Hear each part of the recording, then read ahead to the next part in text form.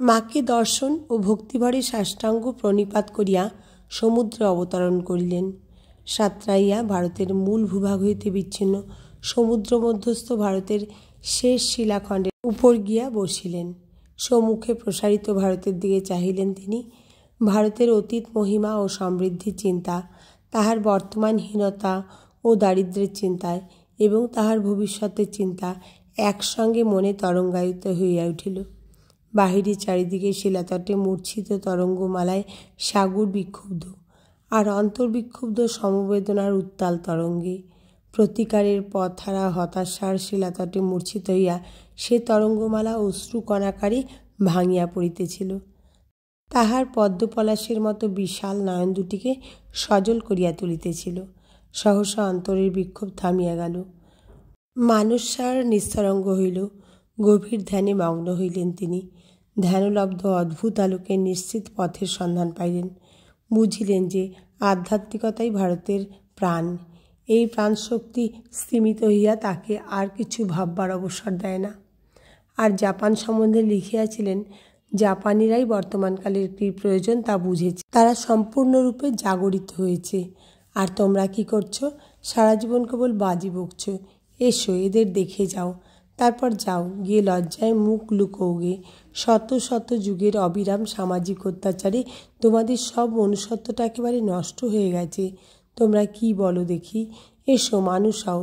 নিজের সংকীর্ণ গণ্ডি থেকে বেরিয়ে এসে দেখো সব জাতি কেমন উন্নতির পথে চলেছে। তোমরা কি মানুষকে ভালোবাসো? তোমরা কি দেশকে ভালোবাসো? তাহলে এসো, আমরা ভালো হবার জন্যে, উন্নত হবার জন্যে প্রাণপণ চেষ্টা করি। ভারত মাতা অন্তত সহস্র বলি চান। মনে রেখো, মানুষ চাই, পশু নয়। জাপান ছাড়িয়া জাহাজ 25শে জুলাই সন্ধ্যায় আমেরিকার ভ্যাঙ্কুভার বন্দরে পৌঁছল। তথায় নামিয়া কানাডার ভিতর দিয়া স্বামীজি 30শে জুলাই রাত্রে শিকাগো পৌঁছান।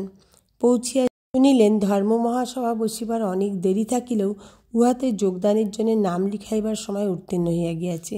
তাছাড়া তিনি যে হিন্দু ধর্মের প্রতিনিধিরূপে যাইতেছেন এরূপ কোনো পরিচয়পত্রও সঙ্গে লইয়া যান নাই। এদিকে দেখিলেন আমেরিকান জীবনযাত্রার মান অতি উচ্চ। তাহাকে আর্থিক বিষয়ে অনভিজ্ঞ দেখিয়া রাস্তায় যে যেমন সুবিধা পাইয়াছে ঠকাইয়াছে।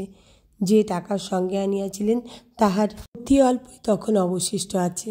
তাহাতে শিকাগো শহরে অধিক দিন বাস করা সম্ভব নয়। ভারতের মতো সেখানে সন্ন্যাসীকে কেউ ভিক্ষাও দেয় না।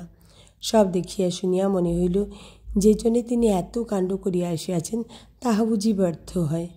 ধর্ম মহাসভায় যোগ দিবার পথ রুদ্ধ, আর আর্থিক দিক হইতে অনাহারে মরিয়া যাওয়া ছাড়া বোধহয় গত্যন্তর নাই। একটি প্রসিদ্ধ সাহায্যকারী সংস্থার কাছে পরে কিছু সাহায্য চাইয়া পত্র দিয়াছিলেন, কিন্তু কোনো ফল হয় নাই। বরং পরে স্বামীজির শীতবস্ত্রের অভাবের কথা জানিতে পারিয়া তাহারা বলিয়াছিলেন, যাক, শয়তানটা এবার শীতেই মরে যাবে। তথাপি তাহার দুর্দমনীয় ইচ্ছাশক্তি ও ভগবানের উপর নির্ভরতা তাহাকে দমিতে দিল না।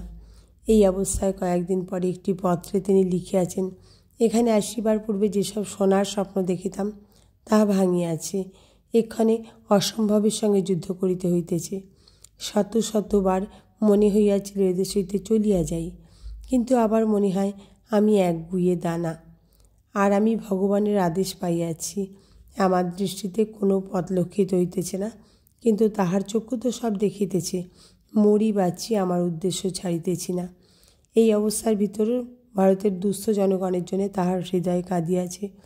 এই অন্ধকারময় মুহূর্তেও তিনি দেশ সেবার উৎসর্গীকৃত মাদ্রাজির যুবকদের উৎসাহ দিয়া লিখিয়াছেন, বৎস, সাহস অবলম্বন করো। ভগবানের ইচ্ছায় আমাদের দ্বারা মহৎ কার্য সম্পন্ন হইবে। বিশ্বাস করো, আমরাই মহৎ কার্য করিব। এই গরিব আমরা, যাহাদের লোকে ঘৃণা করে, কিন্তু যাহারা লোকের দুঃখে প্রাণে প্রাণে বুঝিয়াছে। আমি 12 বৎসর হৃদয়ে এই ভার লইয়া এবং মাথায় এই চিন্তা লইয়া বেড়াইয়াছি। আমি তথাকথিত অনেক ধনী ও বড় লোকদের দাঁড়ি দাঁড়িয়ে ঘুরিয়াছি।